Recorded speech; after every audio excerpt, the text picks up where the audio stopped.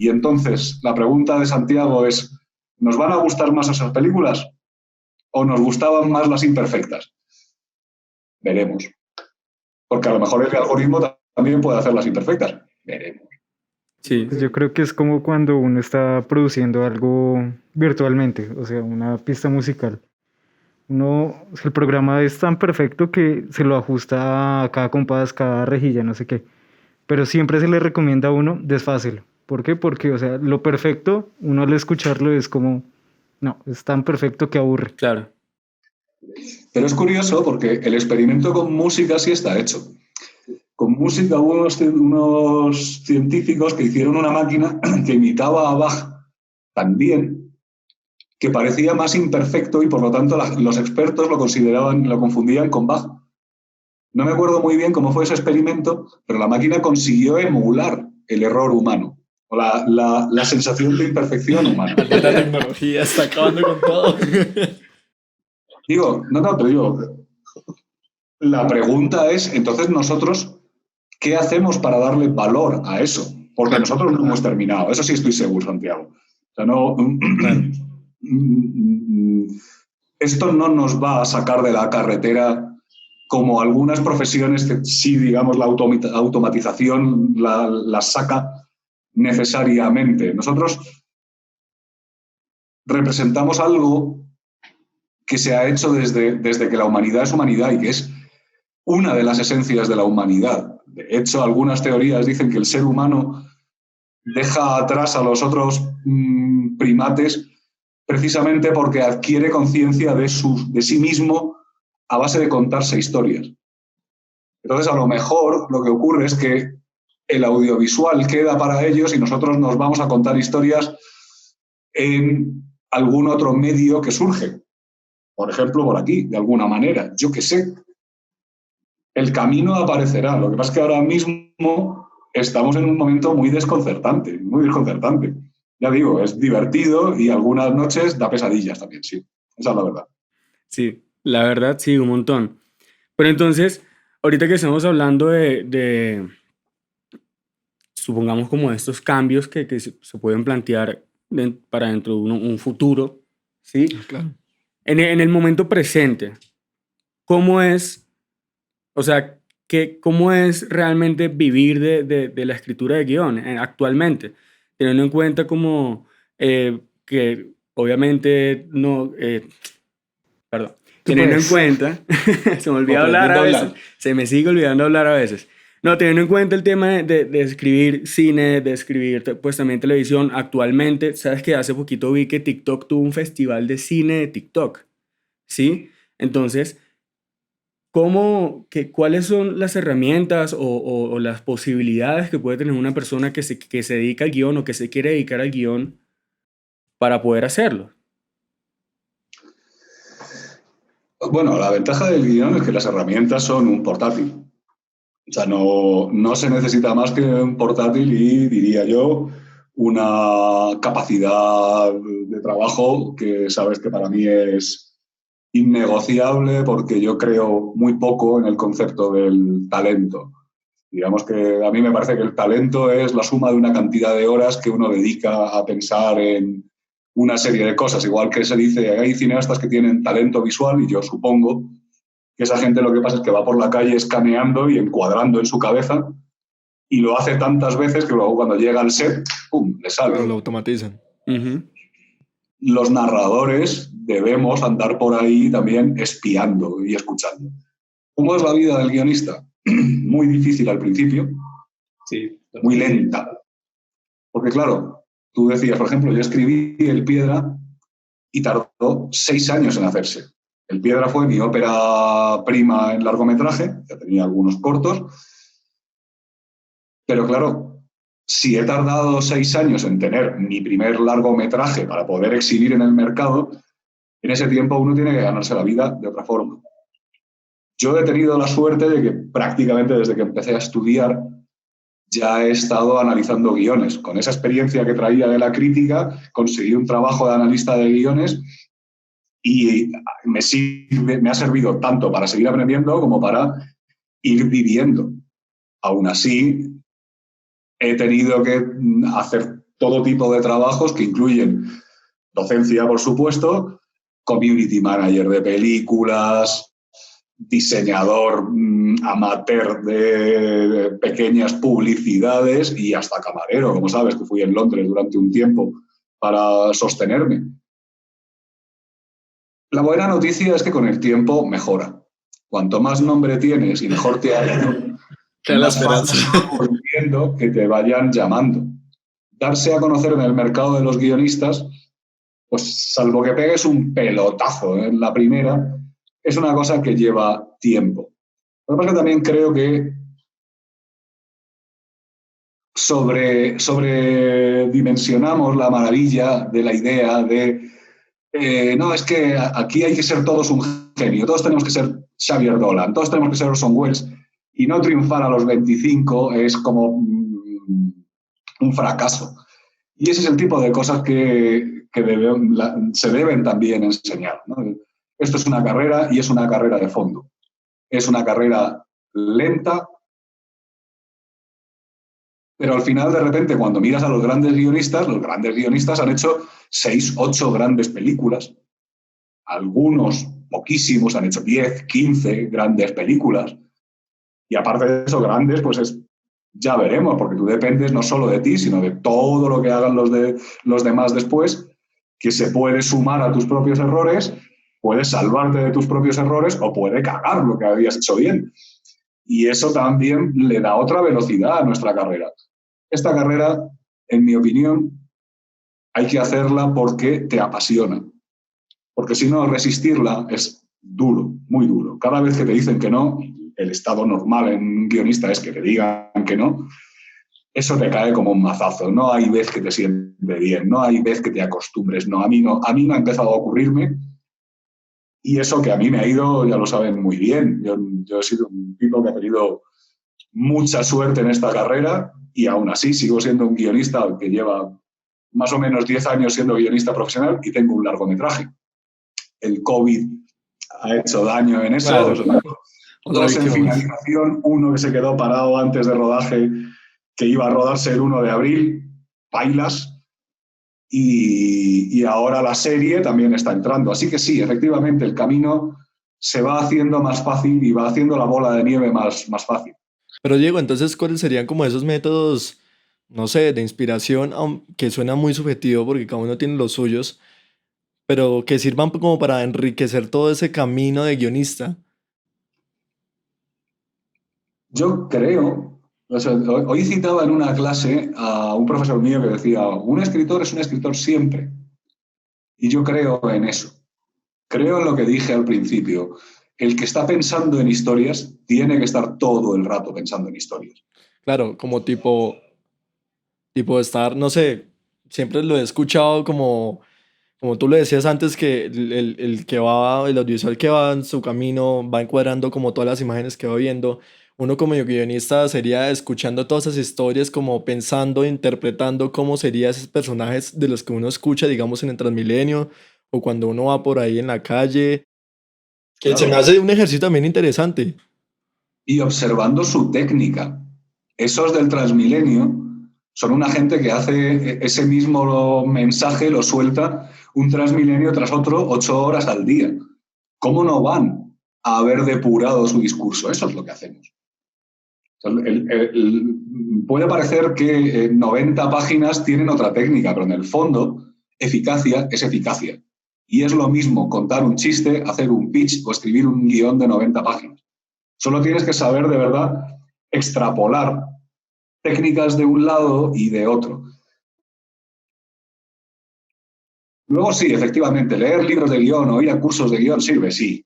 Sí, no, nunca está de más aprender y yo me sigo metiendo en charlas ahora, estas charlas online, me pongo ahí a espiar a gente que también sabe a ver qué trucos dicen y casi siempre todo el mundo, como dices tú, tiene técnicas que pueden ser complementarias con las tuyas, que te facilitan las cosas o que te hacen hacer experimentos que no conocías, pero la verdadera técnica es ser un obseso del guión, que vaya de la historia, de la narrativa, ¿no? Que vaya por ahí preguntándose qué hay de interesante en el mundo.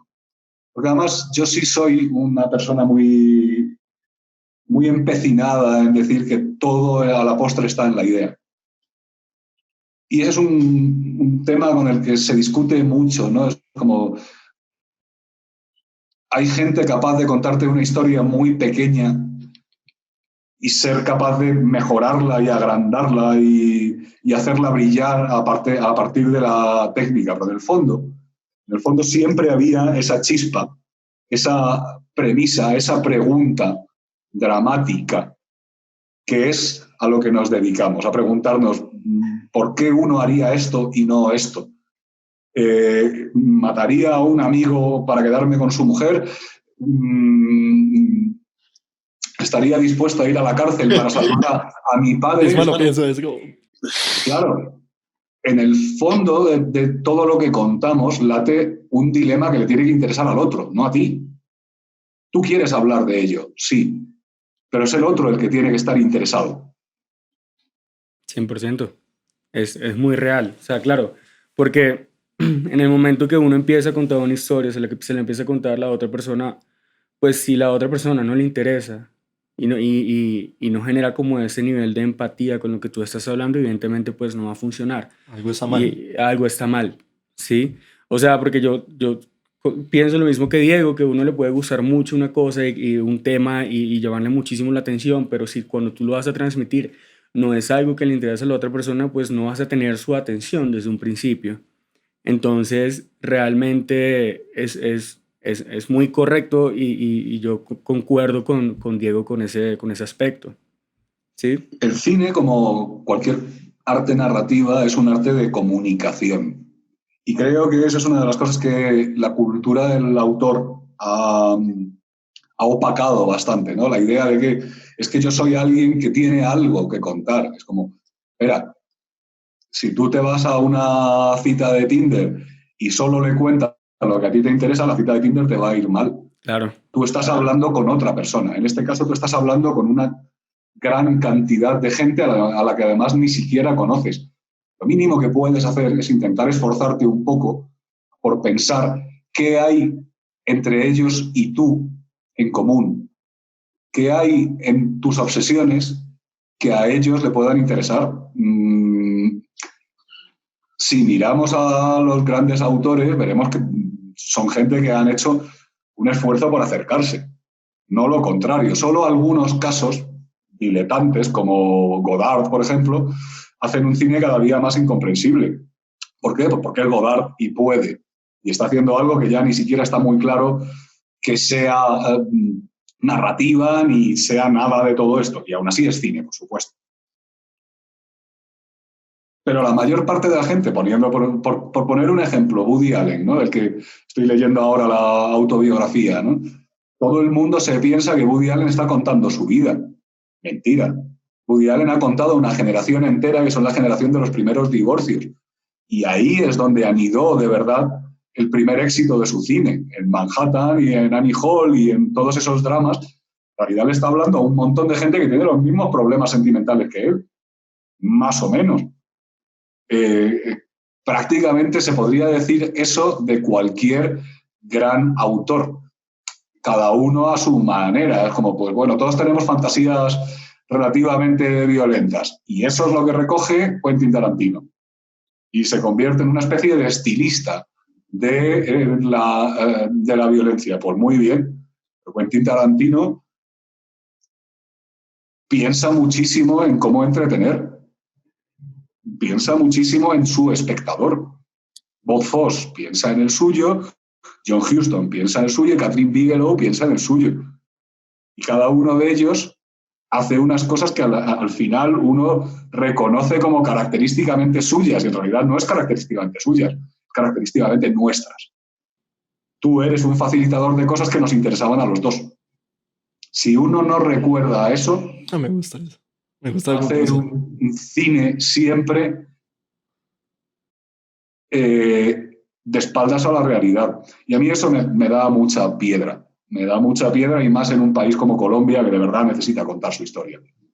Aunque la cosa está lo bastante grave como para que no nos andemos aquí con egolatrías y voy a hablar de mí. No, espera. Mira lo que está pasando ahí fuera, día tras día tras día. Volverle la espalda a esto, eso sí es ser muy cínico. Claro. Ya me he puesto político. Estaba pretendiendo ser solo cineasta, pero no lo puedo evitar. Es que yo también soy un cineasta muy político.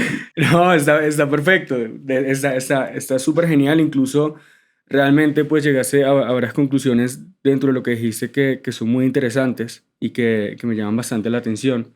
Como por ejemplo, el tema de uno, que yo soy un facilitador de cosas que nos interesan a los dos.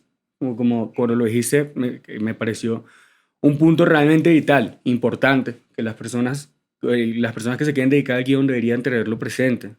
Claro. Y no solamente las que se quedan dedicadas al guión, o sea, incluso las personas que se quieran dedicar a otros departamentos dentro de la realización audiovisual, evidentemente. ¿Qué piensa?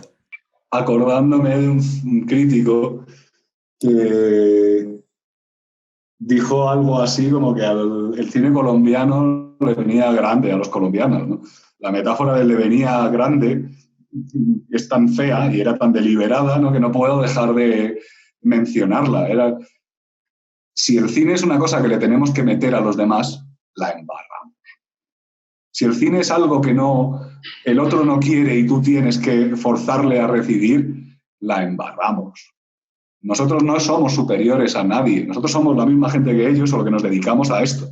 Otros hacen carreteras y piensan en nosotros para que conduzcamos bien. Nosotros hacemos películas y pensamos en ellos para que se disfrute.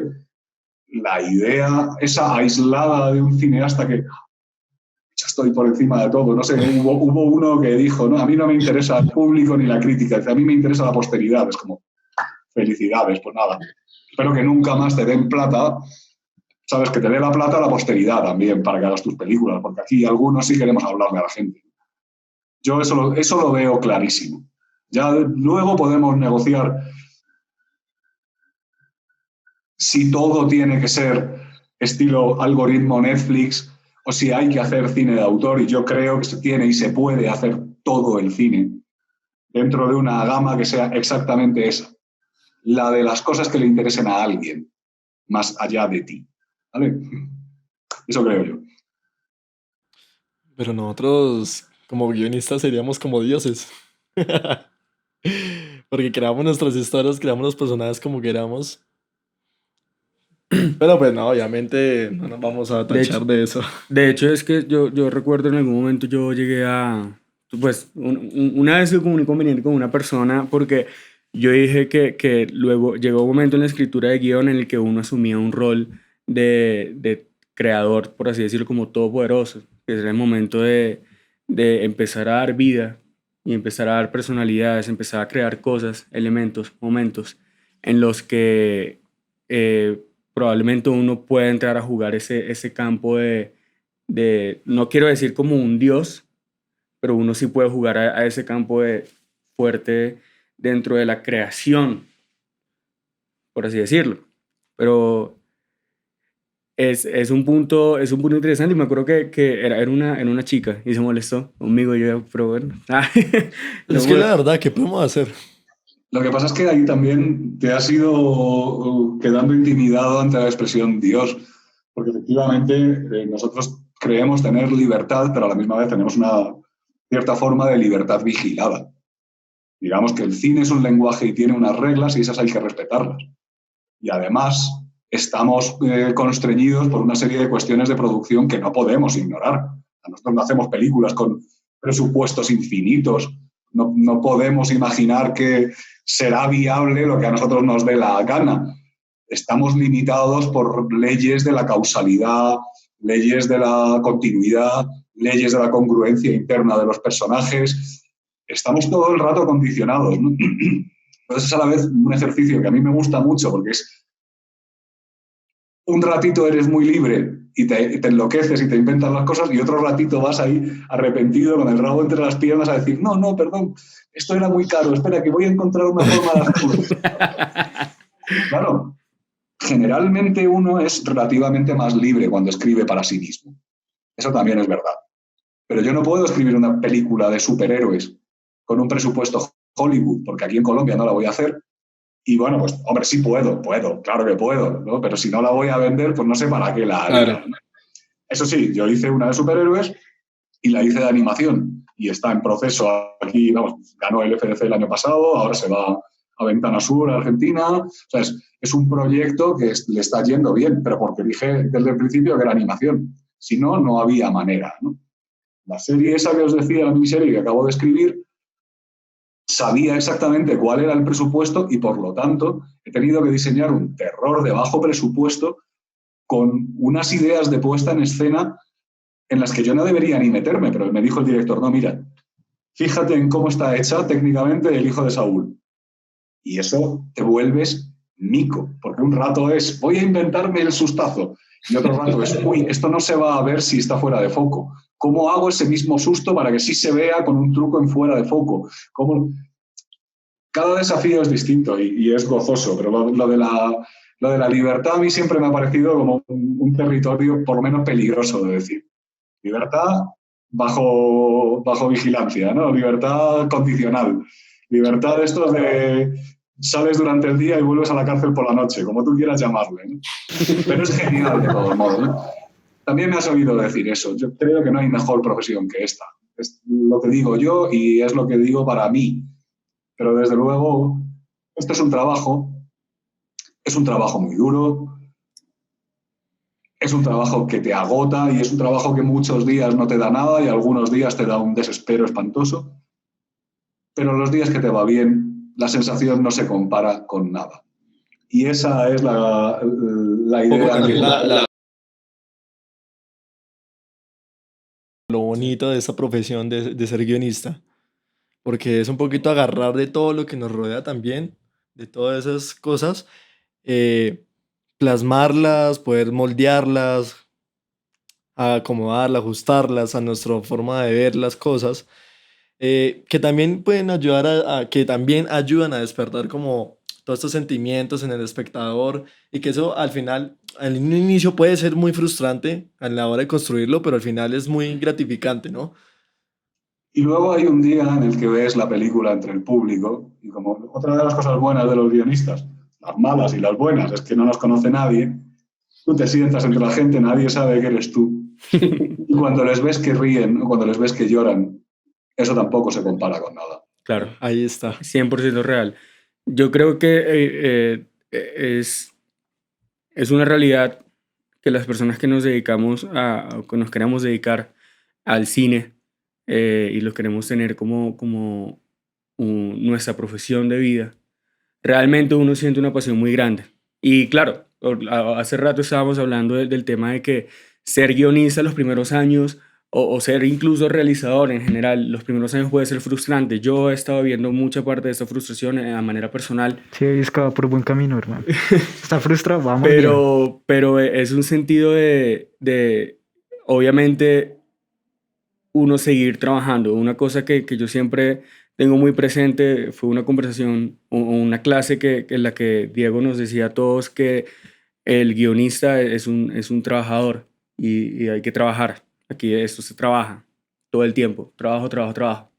Y yo comparto mucho ese ideal, honestamente. Yo creo que fue una conversación extremadamente chévere, una conversación muy buena, muy genial. Estuvimos conversando muchísimos temas, escuchando todas las opiniones y pensamientos que nos dio Diego. Que excelente tenerte como primer invitado acá del podcast y es un orgullo. Soy el primero. Sí. Qué honor. No, pues, ha sido un placer. O sea, ya has visto que yo hablar de lo mío estoy encantado siempre y además me parece una iniciativa muy, muy interesante, ¿no? Esta de compartir, porque uno de los grandes problemas de los guionistas es que estamos solos. Y con mucha frecuencia nos parece que lo que nos está pasando solo nos pasa a nosotros y es lo peor que le pasa a ningún ser humano en el mundo. Y también hay que entender que no. Que los días malos son eso, pero también yo soy hijo de médico y cuando mi madre venía después de que se hubiera muerto alguien, aquello era otro nivel. Nosotros tenemos una buena vida, trabajamos en casa y sí, el día que te quieres abrir la cabeza contra la pared, te lo quieres abrir. Por lo menos que todos sepan que yo también, y seguramente tú también, y seguramente tú también, y ellos y todos, ¿no? Claro. Y entendamos esto como lo que es una profesión que hay que tomarse en serio y que a cambio, más tarde que pronto, pero algún día acaba rindiendo frutos y esos frutos son maravillosos de sentir. Muy gratificante. Sentir que tú, todo eso que ha ocurrido y que ojalá muchos otros que venían detrás, director, productor, gente de vestuario, de arte, de foto, todo lo que viene detrás empezó a soñar gracias a ti. Y eso es hermoso, muy hermoso. Qué genial, qué buena manera de cerrar el episodio de hoy, me encanta. Muchísimo, sobre todo por el tema de todas las personas que empiezan a soñar gracias a lo que el guionista empezó a plasmar en algún momento. ¿Sí? Parece mágico. Recuerden seguirnos a nosotros en nuestras redes sociales, @cinedelos9 en Instagram. Escucharnos en el podcast en plataformas de música como Deezer, Spotify. No sé si ya estamos en iTunes. Estamos en Apple Podcast En ahora, Apple claro que Podcast. sí, en Apple Podcast. En Google Podcast también estamos. Okay. Estamos Estamos en todo dominando lado, pues. todas las redes. No, estamos en ese momento. Suscríbanse al canal de YouTube. Qué parte de toda la conversación, qué opiniones tienen ustedes con todo lo que nosotros estuvimos hablando hoy acá con Diego. Qué buena manera de llegar al episodio 10, de tener un especial justamente acá, un invitado especial con Diego. Y bueno. Y de la talla, ¿no? De Diego. Claro. Diego tiene una red social donde quiere que lo sigan o mejor mantener privado eso. Yo estoy en todo lado, no, pero tengo Facebook como Diego Cañizal y Twitter e Instagram como Cañizal D. Entonces, pues bueno, ahí estoy. Tampoco soy un usuario especialmente activo. Creo que Twitter, por ejemplo, requiere un entrenamiento para una distancia diferente a la que yo corro, ¿no? El tuitero es el de 100 metros y el guionista a lo mejor es el de 400 o el de 10.000 metros y el novelista a lo mejor será el maratoniano, no sé muy bien, pero vamos, que estoy para lo que se me necesite localizar. Claro, muchísimas gracias, Diego, por estar aquí. Sí. Por estar acá. Qué buen episodio. Siento que realmente tenemos... No, y que deja muchas cosas que pensar, ¿no? Claro.